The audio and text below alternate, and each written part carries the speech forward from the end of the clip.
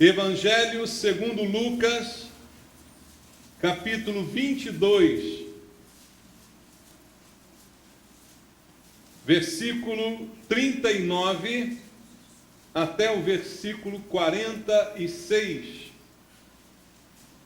Evangelho segundo Lucas, capítulo 22, versículo 39 ao versículo 46. A palavra de Deus diz: E saindo foi, como de costume, para o Monte das Oliveiras, e os discípulos o acompanharam. Chegando ao lugar escolhido, Jesus lhes disse: Orai para que não entreis em tentação. Ele, por sua vez, se afastou cerca de um tiro de pedra e de joelhos orava, dizendo: Pai, se queres, passa de mim este cálice. Contudo, não se faça a minha vontade, e sim a tua. Então lhe apareceu um anjo do céu que o confortava. E estando em agonia, orava mais intensamente. E aconteceu que o seu suor se tornou como gotas de sangue caindo sobre a terra.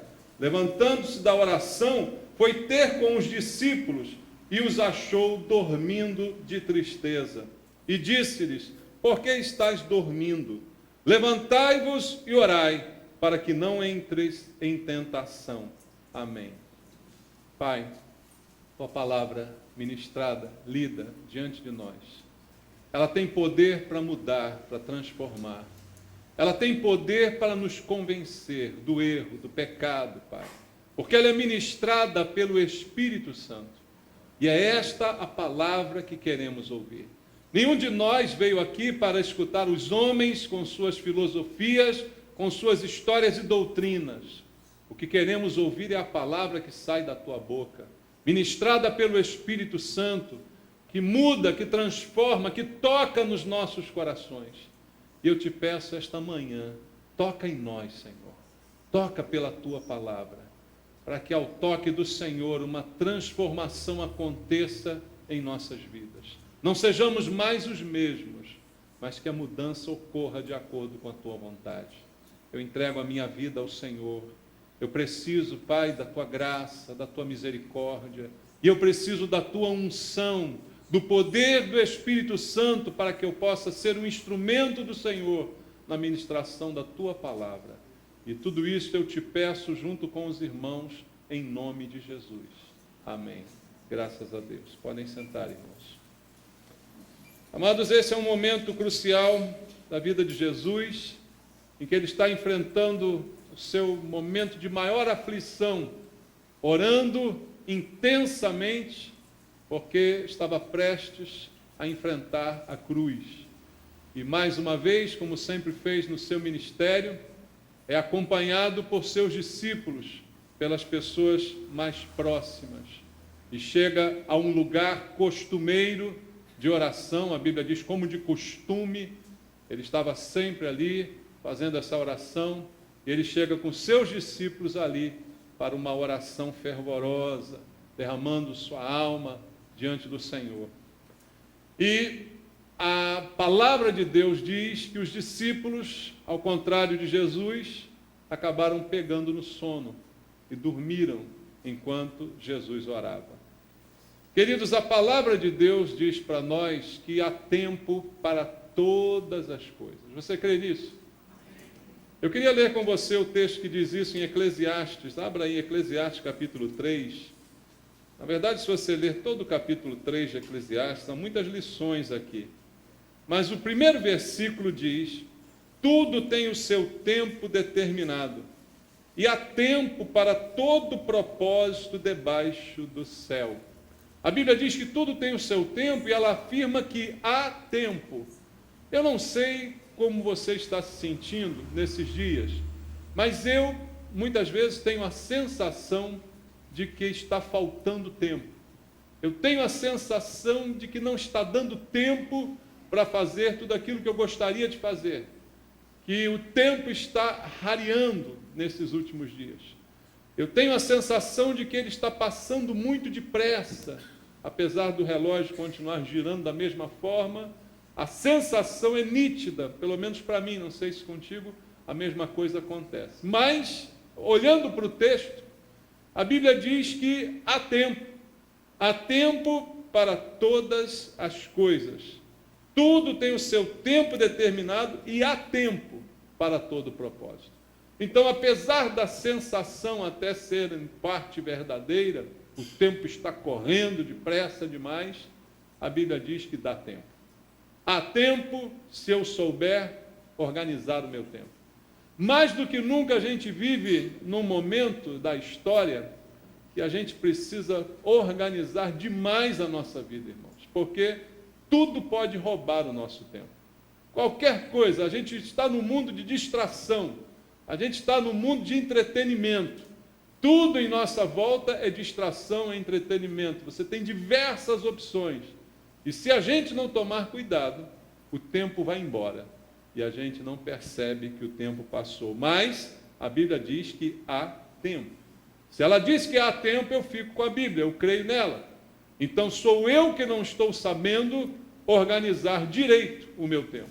E quando eu tenho a sensação de que está faltando tempo, é porque talvez eu não esteja priorizando as coisas certas e fazendo as coisas da maneira correta. Então eu preciso ajustar o meu relógio ao relógio de Deus, e não o contrário. E não querer que o relógio de Deus se ajuste ao meu tempo. Muitos de nós cometem esse erro, querer ajustar o tempo de Deus ao seu próprio tempo. Como que isso acontece? Quando eu digo assim, eu quero servir a Deus, mas só quando eu tiver tempo. Aí você não vai servir a Deus nunca. Porque Jesus nunca chamou alguém que estava desocupado. Alguém que estava sem ter o que fazer. Jesus chegou lá, vem aqui comigo que eu vou te dar alguma coisa para fazer. Não, Jesus nunca chamou alguém assim, nessa circunstância. Aqueles que ele chamava estavam ocupados, estavam fazendo alguma coisa, estavam envolvidos no seu trabalho. Ele chamou 2 irmãos que estavam pescando, estavam recolhendo suas redes. Chamou Mateus, que estava sentado na coletoria, cobrando impostos, trabalhando, um funcionário público. Jesus só chamou pessoas ocupadas. E nós é que temos a adaptar o nosso relógio ao relógio de Deus, não o contrário. Porque se eu for dar para Deus o tempo que me sobra, eu não vou dar nada para Deus. Se eu não colocar Deus em primeiro lugar, Ele não estará em lugar nenhum. Ou Deus está em primeiro lugar, ou não está em lugar nenhum. Esse é o entendimento que está faltando a muitos de nós. E talvez estivesse faltando aos discípulos também naquele momento. Então, eu preciso ajustar o meu relógio, eu preciso remir o meu tempo, eu preciso agir bem com o tempo que eu tenho e preciso aprender a dar prioridades certas. E há coisas que a gente acaba deixando de fazer nas horas em que é necessário fazer, e há outras que a gente acaba fazendo na hora errada. Tudo isso se transforma em problema para a nossa vida.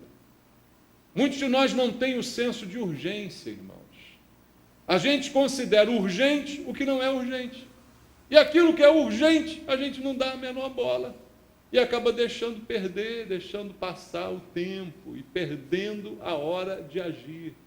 Veja como é complicado para uma pessoa viver dessa forma.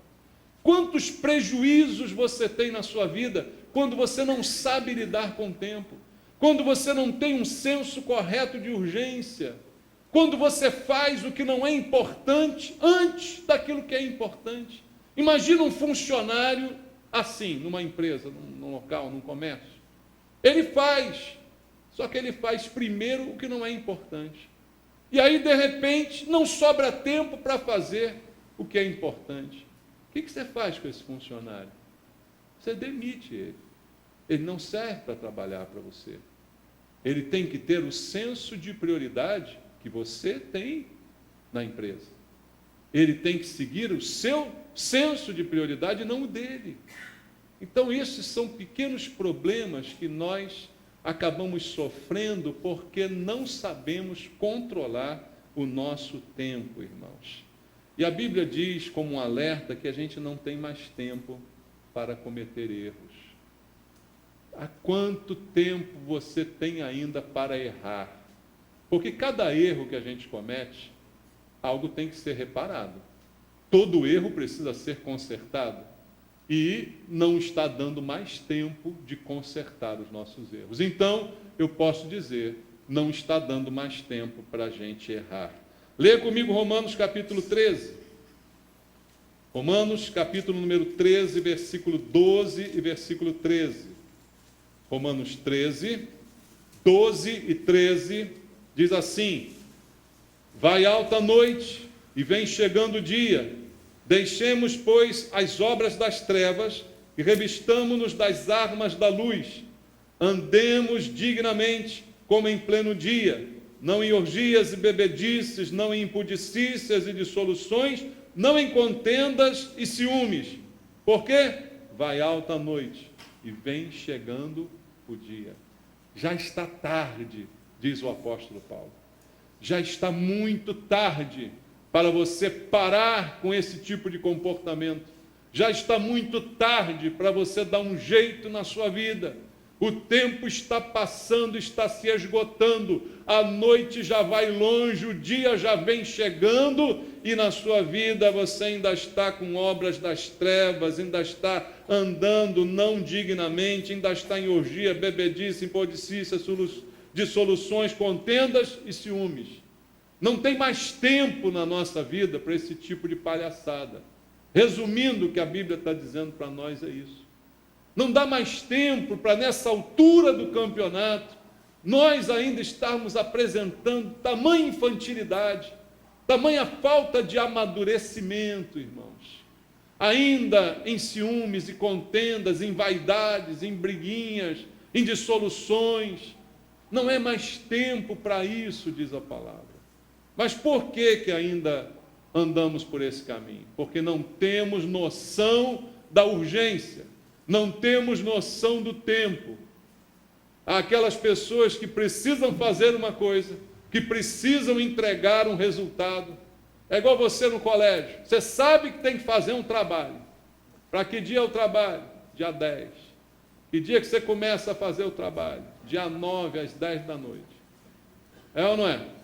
Você diz assim, vai dar tempo, e não dá tempo. Você sabe que tem que fazer, você sabe que o compromisso te espera, mas você vai deixando para depois. Não, ainda tem muito tempo, ainda tem muito tempo. Jesus uma vez repreendeu os seus discípulos porque diziam naquele tempo que faltava muito tempo ainda para a ceifa. Mas ele disse, levantem os olhos e vejam que os campos estão brancos, o tempo é agora. Vocês estão achando que tem tempo? Não tem tempo. Ainda tem tempo para me consertar, ainda tem tempo para eu mudar a minha vida, ainda tem tempo para me converter, ainda tem tempo para eu parar de pecar. Não tem mais tempo, irmãos. O tempo está cada vez mais urgente, vai alta a noite, vem chegando o dia. E aí a gente chega ao texto que lemos aqui no início, Jesus com os discípulos, os mais chegados, os que ele escolheu, os que ele chamou para andar com ele, estão aqui mostrando para nós, e está sendo revelado, que eles estão também desperdiçando o tempo, dormindo ao invés de orar, como o Senhor mandou que eles fizessem. Os próprios discípulos de Jesus mostrando para nós como nós podemos desperdiçar o nosso tempo. Então eu queria olhar para esse texto com você essa manhã, para que a gente aprenda, quem sabe com os erros daqueles discípulos, para que a gente possa começar a priorizar na nossa vida o que é mais importante, o que é mais urgente. Esse senso de urgência, de priorização, que é tão importante para a organização da nossa vida. Que Deus nos ensine isto esta manhã. Eu creio essa expectativa, irmãos. Porque Jesus está, como eu disse, num momento crucial. Ele está no jardim do Getsêmani, como diz a palavra do Senhor. E era um dos momentos mais difíceis da sua vida.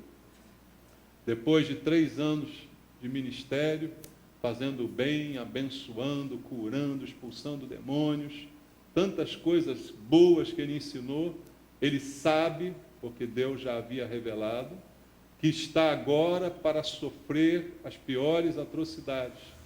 Ele está no momento como homem, que era ao mesmo tempo homem e Deus, divino e humano, está nesse momento sofrendo, está nesse momento com o coração apertado, está nesse momento sentindo dores antecipadamente pelo que iria lhe acontecer. E ali, nesse momento que ele está pressentindo, o que seria a cruz, ele recomenda que os seus discípulos orem. Diz a Bíblia no versículo 40, chegando ao lugar escolhido, Jesus lhes disse: orai, para que não entreis em tentação. Veja, Jesus não pede nem que os discípulos orem por ele, Jesus. Ele não está dizendo, olha, orem por mim, porque a coisa está difícil para mim. Orem por mim, porque eu estou triste. Orem por mim, porque eu estou para enfrentar uma luta. Ele não diz isso. Ele diz para os discípulos orarem por eles mesmos. Orem para que vocês não entrem em tentação, porque vocês estão suscetíveis a entrar em tentação. Pelas coisas que acontecerão, as quais eu já sei que acontecerão, vocês serão tentados, sua fé será provada. E ele diz, orem por vocês mesmos, é a ordem que Jesus dá àqueles discípulos. Então, Jesus dá esta recomendação. E versículo 45 diz qual foi o resultado. Versículo 45 diz, levantando-se da oração, foi ter com os discípulos e os achou dormindo de tristeza. Essa frase me deixa impactado. Dormindo de tristeza. Como é que se dorme de tristeza? Parece que é um sono de indolência, né? Aquele sono de abandono, aquele sono de desespero, né? Eu não sei se você já viu moradores de rua, a maioria das vezes que você passa por eles, eles estão dormindo. E você pergunta, como pode alguém dormir nessas condições? Como pode alguém dormir desse jeito? Talvez seja o sono da tristeza, talvez seja o sono da incapacidade, da inanição. E ali Jesus encontra os seus discípulos não fazendo o que eles mandaram fazer, o que ele mandou eles fazerem, mas simplesmente dormindo. Por quê? Eles não souberam enfrentar um momento de crise. Eles certamente conheciam Jesus, certamente. Eles viveram com Jesus. E quando eles foram para aquele lugar, eles devem ter percebido, na aparência de Jesus, a sua agonia. Porque logo depois a sua agonia se manifestou quando Jesus até suou sangue, irmãos. Tamanha foi a sua agonia naquele momento. E é bem provável que os discípulos que o conheciam de perto tenham percebido a sua agonia. Embora ele não tenha pedido oração por ele, mas dissem, orem para que vocês não entrem em tentação. Então eles viram ali um momento de crise. Eles devem ter ficado impactados. O que está acontecendo com Jesus? Jesus não é assim. O que está acontecendo com o Senhor? Tem alguma coisa ruim para acontecer. Tanto que eles dormem de tristeza. Por que eles estavam tristes? Porque de alguma maneira perceberam que o pior estava por vir. De alguma maneira perceberam que a situação era grave, era séria. Só que eles não sabem lidar com crise. Eles não sabem se comportar diante de um problema sério. Ao invés de orar, eles dormem. Dormem de tristeza. É a atitude que cada um deles teve. Então eles não souberam aprender a lição que Jesus estava ministrando, mesmo naquele momento. Veja, até no momento mais difícil, Jesus está ministrando uma lição. Jesus está agoniado, mas ele não está desesperado. Ele está em oração. Alguém que está em oração não está desesperado. Quem está desesperado não tem nem esperança na oração, nem ora. Por isso que não ora, porque não tem esperança de que alguma coisa mude, nem com a sua oração. Mas Jesus não está desesperado, ele está triste, ele está abatido, mas ele está orando. E essa lição era para ser transmitida aos seus discípulos. Olhar em Jesus uma pessoa que está agonizando naquele momento, mas que mesmo assim não deixa a presença de Deus, que mesmo assim não sai dos pés do Senhor. Esse era o exemplo que Jesus queria ensinar, para eles e para nós. Mas não é esse o exemplo que nós temos seguido. Quando enfrentamos crises, muitos de nós também não sabem enfrentar. Muitos de nós deixam de orar, quando seria o melhor momento de orar ainda mais intensamente, como orou Jesus. Tão intenso que seu suor se transformou em sangue. Nós não fazemos isso. Nós dormimos de tristeza. Dormir de tristeza é como desistir. É como, tem jeito mesmo, vou dormir, coitadinho de mim, estou triste. Está triste, vai orar, cara. Está triste, vai dobrar teu joelho, vai suar sangue na presença do Senhor. Não fica, estou triste, tem peninha de mim, tem peninha nada. Vai orar. É isso que Jesus está ensinando. Mas eles estão dormindo. Porque não sabem priorizar o que é mais importante. Naquele momento, o mais importante era orar. Não havia sono que pudesse recompor a vida daqueles discípulos naquele momento. O que eles precisavam era de estar em oração naquele momento. Então eles não aprenderam o que Jesus queria ensinar, que no momento da dor, eles precisavam vencer esse momento com oração. Irmãos, Jesus recomendou aos seus discípulos que orassem. Jesus recomenda a mesma coisa para nós. Se você está com dificuldade, ore. Se você está diante de uma crise, ore. Não durma de tristeza, porque isso não vai resolver a sua situação. Eles dormiam ao invés de orar. Há muita gente que experimenta fracasso na vida porque tem a mesma atitude. Ao invés de orar, de buscar a Deus com os seus problemas, a pessoa dorme de tristeza. Dorme o sono desse mundo. Abandona o Senhor. Larga a presença de Deus. Busca a presença de outros, mas não a de Deus. Busca o ombro dos outros, mas não o de Deus. E é por isso que enfrentam fracassos sucessivos nas suas vidas, porque não sabem enfrentar os momentos de luta.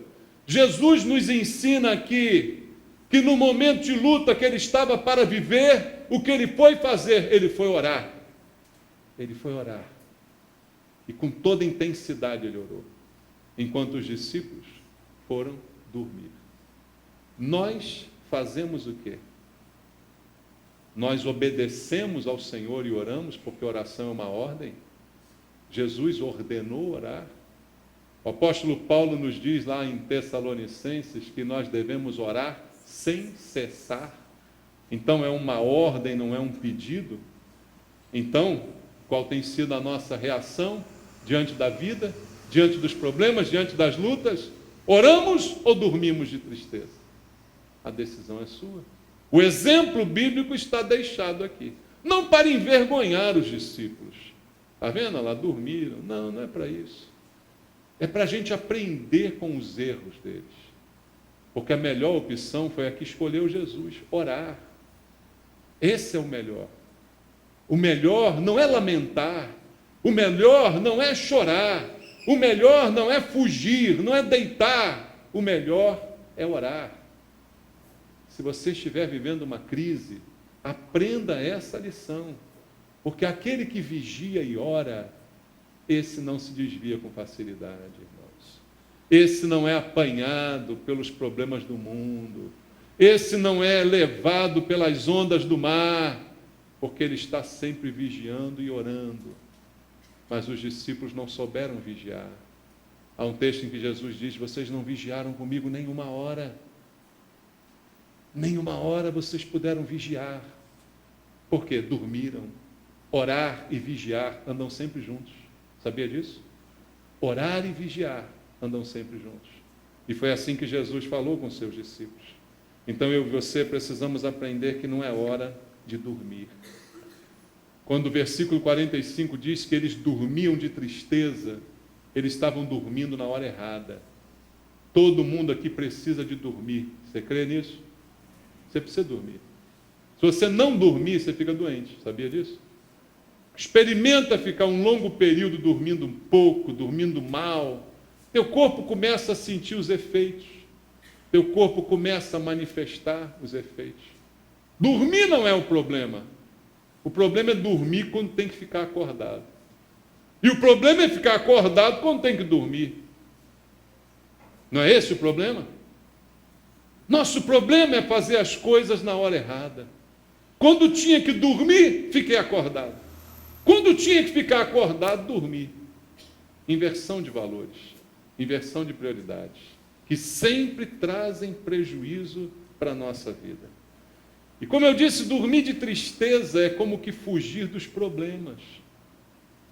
Está tudo ruim, ó vida, ó azar, vou dormir. Me dá uma pílula aí que eu quero desmaiar, não quero lembrar de nada. Me dá um sossega-leão aí que eu não aguento mais os problemas. Eu quero fugir de tudo, eu quero dormir. Tem gente assim, né? Eu quero sonoterapia, 1 semana de cama, pronto, para não ver mais nada. Isso é dormir de tristeza. É dormir como que quem quer fugir do problema e ficar alheio a tudo aquilo que está ocorrendo. Irmãos, muita gente hoje está fazendo a mesma coisa. Está fugindo dos problemas. Está dormindo de tristeza, ao invés de lutar e enfrentar. A Bíblia diz que nós somos mais que vencedores. Todo mundo gosta de ouvir isso, não gosta? Só que a Bíblia diz que o mais que vencedor é aquele que enfrenta, irmãos. Não é o que se acovarda. É aquele que vai. A mesma Bíblia diz que somos mais que vencedores, ela também diz lá em Hebreus capítulo 10, que nós não somos dos que retrocedem. Nós avançamos para a conservação da alma. Nós não voltamos atrás. A mesma Bíblia fala isso. Então nós não temos direito de nos retirar do campo de batalha. Não temos direito de dormir de tristeza, enquanto Deus está nos mandando vigiar e orar. Não temos direito de ficar alheios ao que está acontecendo em torno de nós, irmãos, porque não resolve os nossos problemas. Fugir não resolve o seu problema. Problemas só são enfrentados, só são resolvidos quando são enfrentados. Toda vez que você foge do problema, ele fica maior. Mas quando você o enfrenta, ele diminui. É na hora que você enfrenta. Não fuja dos seus problemas. Não durma de tristeza, porque isso não é o que Deus tem para a sua vida. Não fuja dos desafios. A obra de Deus é um desafio, irmãos. Alguns de nós fogem como os discípulos. Eles não estavam na equipe de Jesus, mas dormiram de tristeza. Às vezes na igreja nós temos trabalhadores que dormem de tristeza. Eu sinto vontade de acordá-los aos tapas. Jesus é mais gentil, né? Jesus fala, poxa, nem 1 hora. Eu não sou Jesus, eu sinto vontade de acorda, miserável. Não é assim. Mas é a mesma coisa, irmãos. A gente está dormindo ao invés de fazer o que tem que fazer. O tempo está passando e nós não fazemos o que temos que fazer. O tempo está se esgotando e nós estamos deixando para depois. Porque estamos da mesma maneira que aqueles discípulos, fugindo dos desafios de Deus para a nossa vida. Você acha que Deus não tem desafios para nós, irmãos? Desafios bons. É quando somos desafiados que nós crescemos. Sabia disso? Você quer crescer, seja desafiado. E Deus, às vezes, nos desafia para crescimento. Quando Deus nos dá alguma coisa difícil para fazer, se eu ficar dizendo, não consigo, isso é muito difícil, eu não tenho jeito para isso, eu não cresço. Mas quando eu encaro e venço o desafio, Deus me fortalece e eu me torno uma pessoa melhor e mais bem preparada. Às vezes a gente precisa de um desafio para romper barreiras. Existem pessoas que se escondem atrás de uma suposta timidez.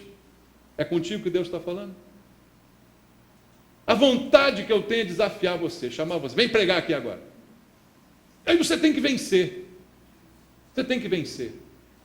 E você vai vencer. Se você encarar o desafio, você vai vencer. Mas você fala, não, eu sou tímido, não, coitado de mim, coitado. E dormir de tristeza. Não vai adiantar nada. Você vai continuar assim tímido para o resto da sua vida. É só quando você é desafiado que você supera os seus limites. E a gente precisa aprender a vencer esse desafio. Jesus lançou um desafio fácil. Fiquem aqui e orem, para que vocês não entrem em tentação. E foi orar, dando exemplo para eles. E eles não conseguiram vencer esse desafio tão simples, irmãos. E é por isso que há pessoas na igreja que ficam cada vez mais fracas. Que ao invés de melhorar com o tempo, pioram com o tempo. Ao invés de se aperfeiçoar, elas pioram e a gente fica impressionado como é que pode voltar a esse erro tão básico, que já não devia mais estar nessa vida. Por tanto tempo que ela tem de casa. Por que isso acontece? Pelo mesmo motivo. Alguém esperava que aqueles discípulos de 3 anos com Jesus fossem dormir quando ele mandou orar. Não conseguiram vigiar nem uma hora. Parece que foi rápido o tempo entre que Jesus mandou e quando voltou, já encontrou eles roncando. Isso mostra a imaturidade, isso mostra o despreparo. E é porque a gente não enfrenta desafio que a gente vai ficando cada vez mais fraco. Você quer ser forte, enfrente desafios. Desafios fortalecem a gente. A fé de Abraão foi mais fortalecida depois daquela prova, irmãos.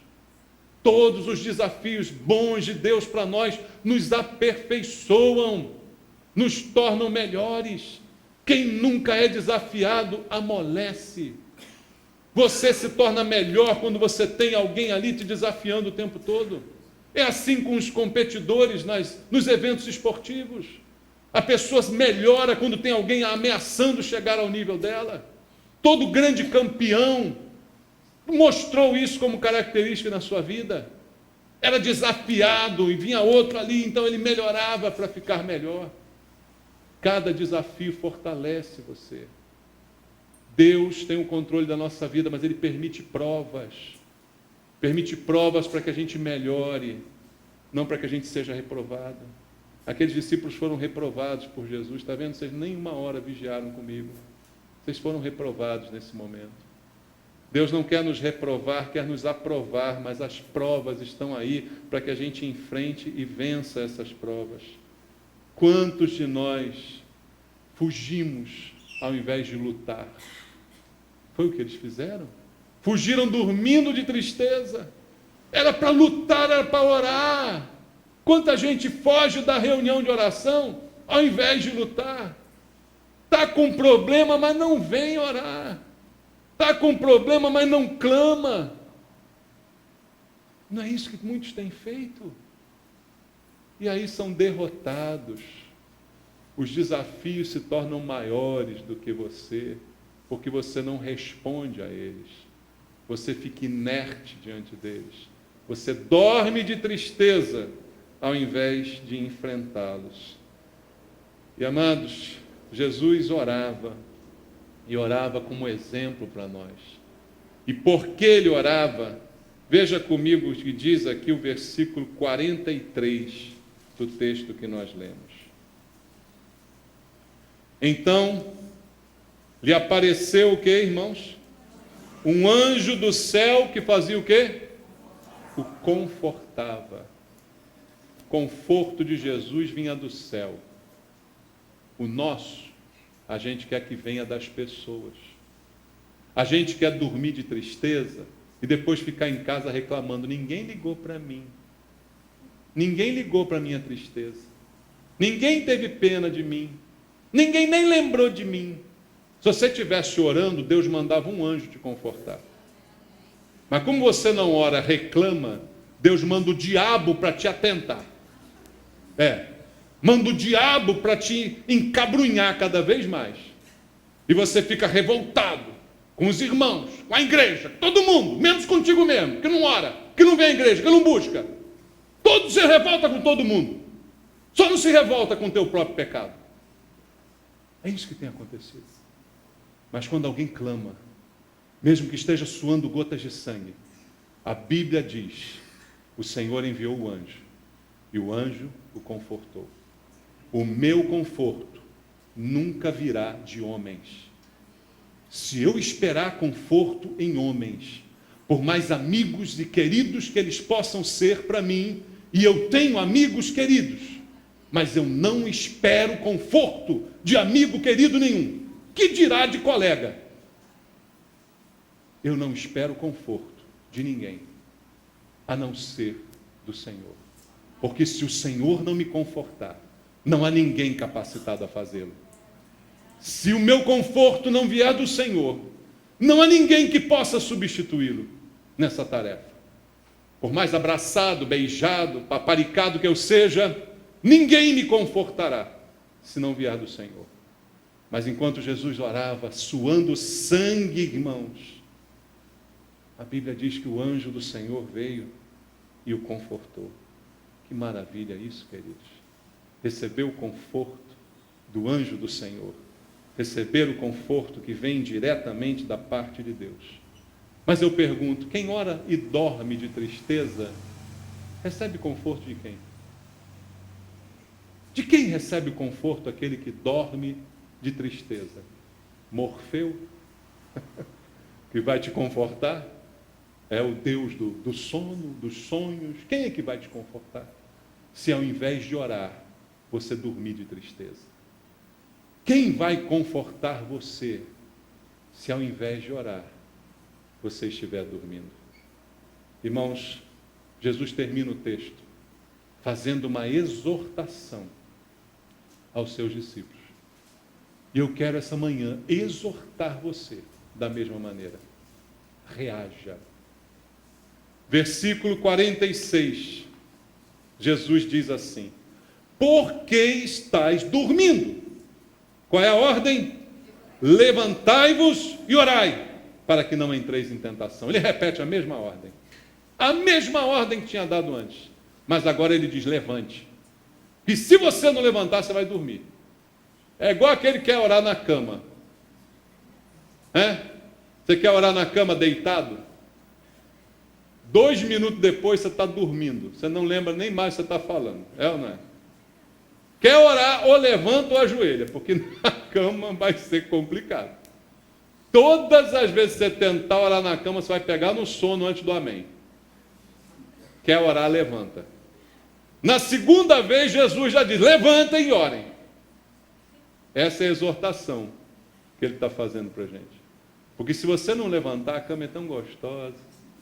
Você dorme de tristeza.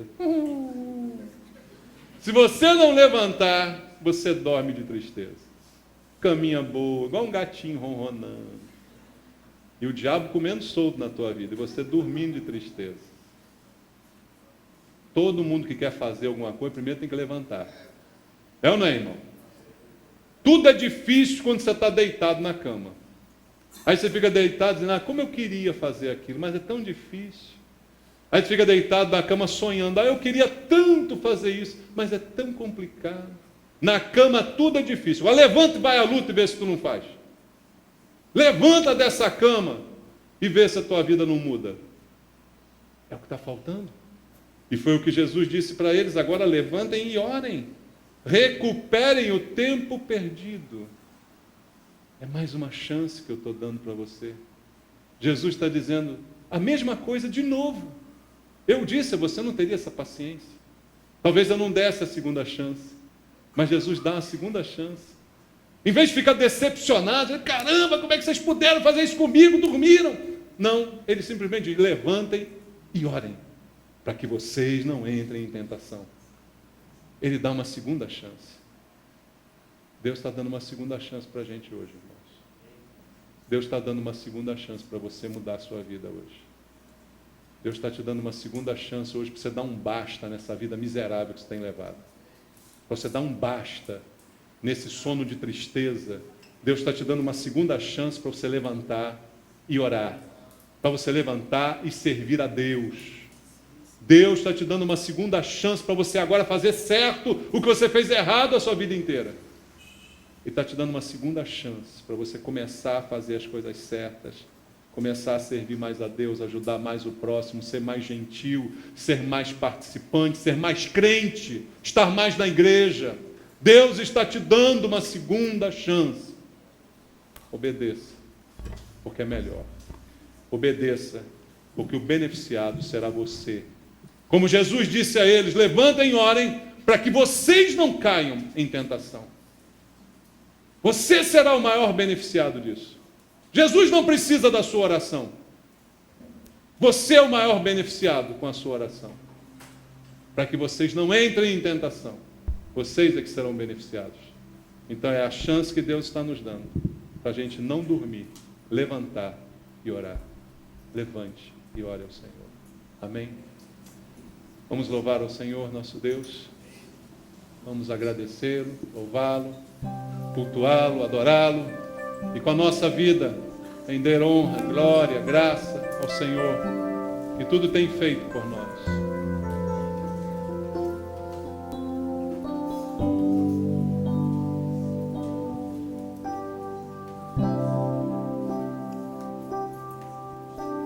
Sonda-me, Senhor, e me conheces. Quebranta meu coração, transforma-me conforme a tua palavra e enche-me até que em mim se ache só ti. Usa-me, Senhor, fala com Deus. Usa-me, Senhor. Aí você tem que estar acordado para Ele te usar. Usa-me como um farol que brilha à noite, como ponte sobre as águas, como abrigo no deserto, como flecha que acerta o alvo. Eu quero ser usado da maneira que te agrade, em qualquer hora, em qualquer lugar. Eis aqui a minha vida, usa-me, Senhor, usa-me. Quero fazer uma oração por você essa manhã. Você que viu pela mensagem de Deus para a sua vida, que você precisa acordar. Que Deus te chamou, te deu uma segunda chance hoje, para você acordar, levantar e orar. Se foi contigo que Deus falou desta maneira, vem aqui na frente, eu quero fazer uma oração por você. Eu quero pedir a Deus pela tua vida. Se você ouviu a voz de Deus dessa forma, dizendo que Ele está te dando uma segunda chance para você levantar e orar, eu quero orar por você, junto com você, para que o Senhor possa nos guardar, para que Ele te livre da tentação de dormir, de preguiça, de tristeza, para que Ele te livre da tentação de fugir dos problemas. Que você agora, nesse momento, possa orar junto comigo por uma transformação na tua vida. Oh Deus, obrigado, Senhor, pela ministração da tua palavra ao coração dos meus irmãos. Obrigado, ó Deus, pelo que o Espírito Santo falou a cada um deles. Obrigado, Senhor, pela palavra que foi lançada e que ela cumpra os teus propósitos no coração de cada um dos teus filhos. Uma nova chance foi dada, uma nova oportunidade está diante deles de fazerem melhor agora, de fazerem diferente agora, Pai, de levantarem e orar, e não dormir mais de tristeza, e não mais de fugir dos problemas, não mais de fugir das crises, mas lutar e enfrentar. Eu te peço, fortalece os teus filhos aqui, Senhor, pelo poder do Espírito Santo. Deus, em nome de Jesus, oh Deus, reveste os teus filhos, Senhor, com o poder do teu Espírito, para mudar e transformar as vidas, as atitudes, as reações, Pai, Leva o teu povo a orar e te buscar, a levantar e a fazer, e não se acovardar. Levanta teus filhos nesse lugar, em nome de Jesus. Em nome de Jesus, eu te peço esse milagre, Senhor. Levanta teus servos aqui, Senhor. Levanta, Pai, e que eles orem e te busquem, para que não entrem em tentação e para que permaneçam firmes em tuas mãos. Eu os abençoo na autoridade do Senhor, em nome de Jesus. Amém. Deus abençoe a tua vida. Deus abençoe. Louve ao Senhor. Os irmãos vão distribuir a ceia do Senhor. Examina o teu coração.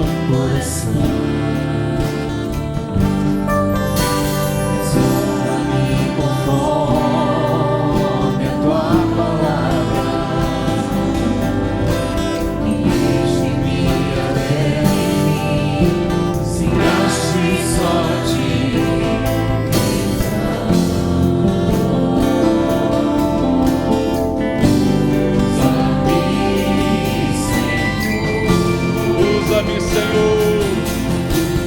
Usa-me como um farol que brilha à noite, como ponte sobre as águas, como abrigo no deserto. Flecha que acerta o alvo, eu quero ser usado da maneira que te agrade em qualquer hora, em qualquer lugar. Eis aqui a minha vida, usa-me. Usa-me, Senhor. Usa-me como o farol que brilha à noite, como ponte sobre as águas, como abrigo no deserto. Flecha que acerta o alvo, eu quero ser usado da maneira que te agrada em qualquer hora, em qualquer lugar. Eis aqui a minha vida, usa-me, Senhor.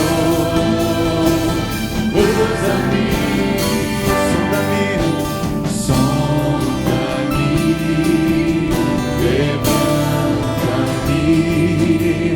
transforma-me, enche-me, sonda-me,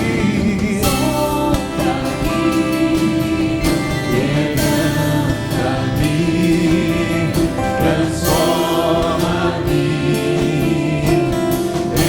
enche-me, usa-me, Senhor.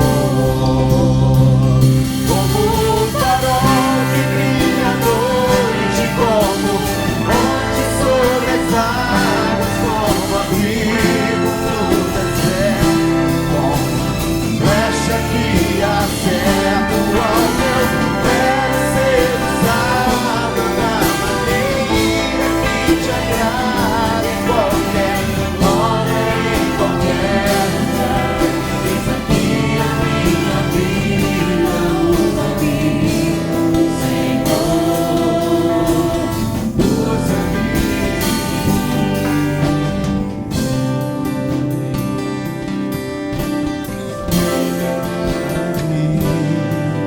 Senhor, e usa-me,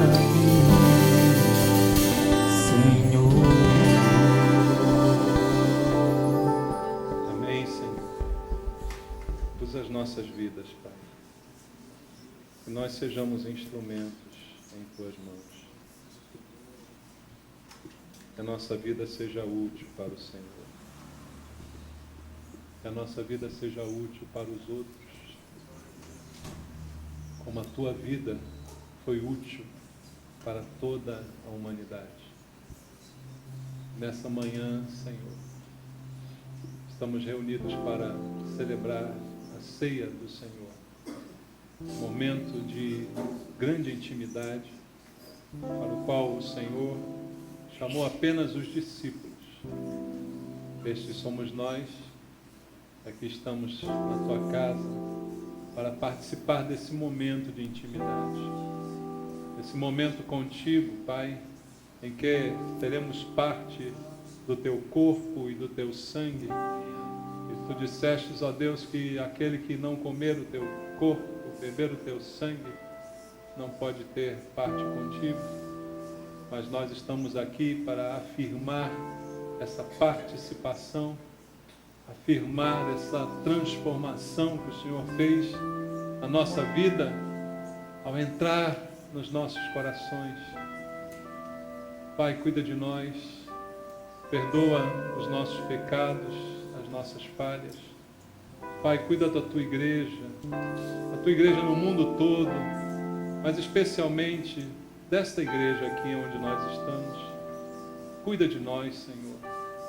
Tira de nós toda divisão, toda contenda. Não há lugar para contenda na mesa do Senhor.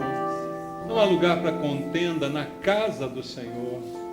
Tira de nós toda competição, Pai. Tira de nós, Senhor, tudo aquilo que não procede de Ti, para que possamos sentar nesta mesa com o coração limpo, com o coração grato, sem que nada nos acuse a consciência, Pai. Queremos ser limpos. Se o Senhor não nos lavar, nós não temos parte contigo. Por isso, lava-nos esta manhã mais uma vez, como o Senhor lavou os discípulos naquela ceia. Precisamos ser lavados pelo Senhor. Há erros na nossa vida, nos nossos pensamentos, nas nossas atitudes. Há erros, Senhor, que cometemos, às vezes por imaturidade, por infantilidade. Remove esses erros, Pai, para que a Tua casa e a Tua mesa sejam um lugar agradável, de desfrute da Tua presença, Senhor, sem competição, sem briga, sem guerra, sem ciúme, sem contenda, sem falatório. Pai, em nome de Jesus, limpa a Tua igreja nesta ceia, Senhor. Lava-nos, Pai, como lavaste os Teus discípulos naquele dia. Lava cada um de nós. Obrigado pelo pão que partimos, por tudo que ele representa, tudo que está simbolizado aqui, Teu corpo, Teu sofrimento. Obrigado porque o Senhor foi até o fim em nosso favor. Te louvamos e oramos em nome de Jesus. Participemos do pão.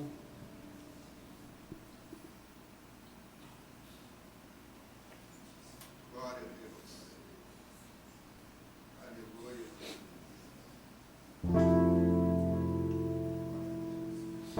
Este é o cálice da nova aliança, feita com o sangue de Jesus. Não é com o sangue de nenhum animal, mas é o sangue do Cordeiro de Deus, sem pecado, que foi entregue por nós, pecadores, para que o preço do nosso pecado fosse pago, resgatado. Obrigado, Senhor, pelo sangue derramado. Lava-nos, Senhor, como já te pedi mais uma vez, lava-nos com Teu sangue. Perdoa as nossas falhas, os nossos pecados, Deus. Perdoa se nos arrependemos profundamente e se decidirmos não errar de novo dessa forma. Perdoa-nos, Pai. Perdoa-nos, Senhor. Oramos por isso em nome de Jesus. Amém. Participemos do cálice. Glória.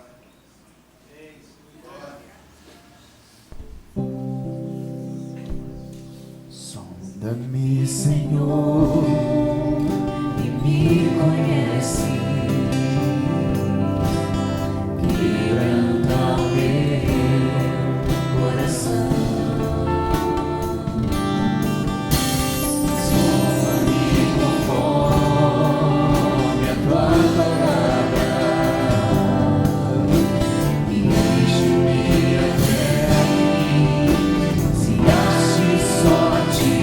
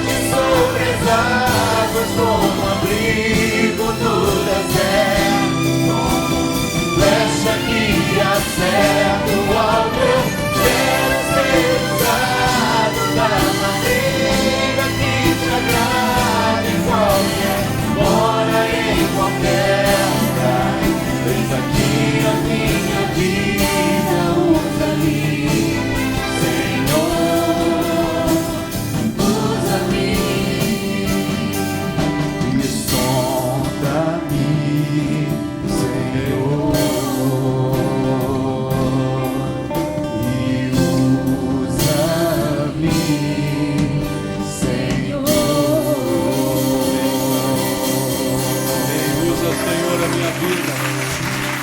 Glória ao teu nome, ó Deus. Usa cada irmão neste lugar. Amém. Todos nós sejamos instrumentos do Senhor. Amém.